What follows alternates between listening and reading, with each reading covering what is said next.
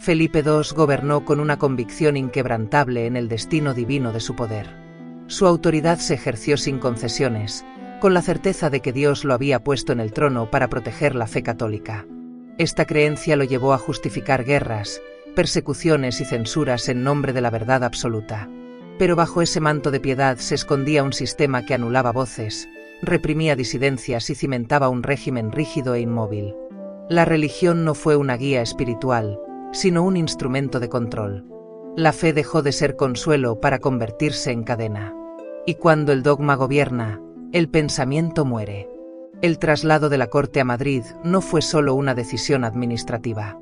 Fue una declaración de intenciones: centralizar el poder, concentrar la mirada del imperio en un solo punto y desde ahí gobernar sin distracciones. Madrid se convirtió en símbolo de una monarquía cerrada sobre sí misma, ajena a los territorios que decía proteger. Felipe II consolidó así un modelo vertical, donde las decisiones fluían desde lo alto hacia abajo, sin espacio para el diálogo o la adaptación. Esa centralización debilitó la riqueza diversa del imperio y sembró las bases de futuros desórdenes.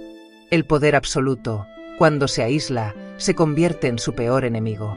La expansión territorial bajo Felipe II alcanzó dimensiones colosales. Sin embargo, detrás del esplendor cartográfico se escondía una estructura frágil, sostenida más por la apariencia que por la solidez. Gobernar territorios tan dispares requería flexibilidad, pero se optó por la rigidez. Se impuso una única visión sobre múltiples realidades, anulando identidades locales en nombre de la unidad imperial. El resultado fue un imperio extenso, pero lleno de fisuras. Cuanto más crecía, más se alejaba de sí mismo. La grandeza impuesta desde arriba suele ignorar las raíces que la sostienen. La defensa del catolicismo fue el eje del reinado de Felipe II, pero esa defensa pronto se transformó en imposición. La Inquisición, bajo su mandato, se intensificó como mecanismo de vigilancia moral y política.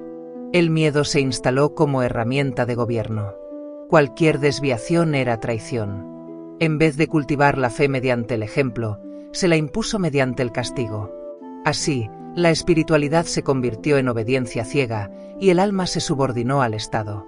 Lo sagrado dejó de ser libre. Cuando la fe se convierte en ley, el espíritu se ahoga en silencio. La guerra con los Países Bajos fue una herida abierta durante todo el reinado de Felipe II. La negativa a aceptar la pluralidad religiosa y cultural de la región desembocó en un conflicto prolongado y sangriento. Miles de vidas se perdieron en nombre de una uniformidad imposible. La incapacidad para escuchar, para negociar, para reconocer lo distinto, llevó al fracaso de una parte esencial del imperio. El orgullo del monarca, vestido de rectitud, se tradujo en sufrimiento y pérdida. Ningún imperio sobrevive si castiga la diferencia en vez de comprenderla. La Armada Invencible fue el símbolo de una ambición desmedida, pero también de una ceguera estratégica. El intento de someter a Inglaterra mediante una fuerza marítima colosal no solo fracasó, sino que dejó al descubierto las limitaciones del poder español. La derrota fue interpretada como castigo divino por algunos, pero en realidad fue el resultado de errores humanos, de decisiones tomadas desde la soberbia y la fe ciega en la superioridad propia. Esa derrota marcó un antes y un después. El imperio ya no era invulnerable. Cuando un poder se cree invencible, empieza su caída. El Escorial, más que un palacio o un monasterio, fue una manifestación arquitectónica del alma de Felipe II, austera, monumental, cerrada.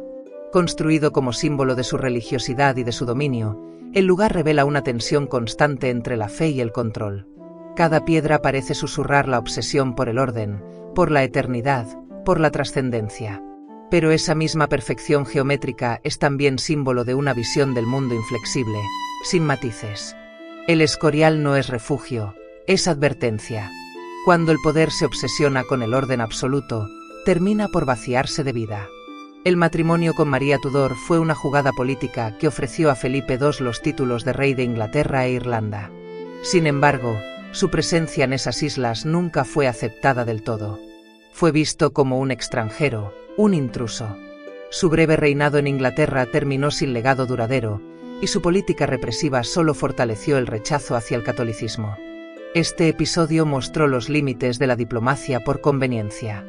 El poder impuesto desde fuera genera resistencia. Y cuando el vínculo se basa solo en interés, nunca echa raíces verdaderas.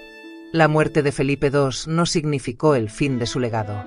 Su visión del poder y de la religión siguió marcando el rumbo del imperio durante generaciones. Dejó un sistema inflexible, con estructuras burocráticas enormes y un pensamiento cerrado al cambio. Su hijo, Felipe III, heredó un trono brillante por fuera pero corroído por dentro.